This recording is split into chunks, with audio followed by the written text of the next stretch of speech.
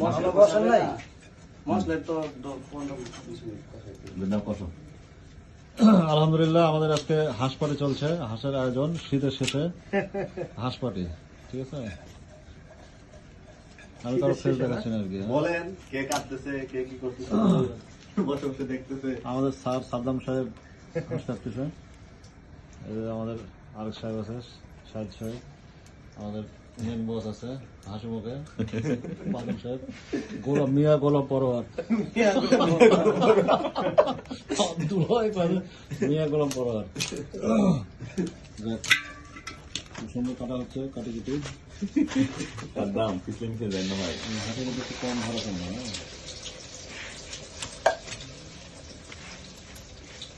কে বলে আমরা পরে কেমনে কাটে? কি কি কি পরে কেমনে কাটে? আমি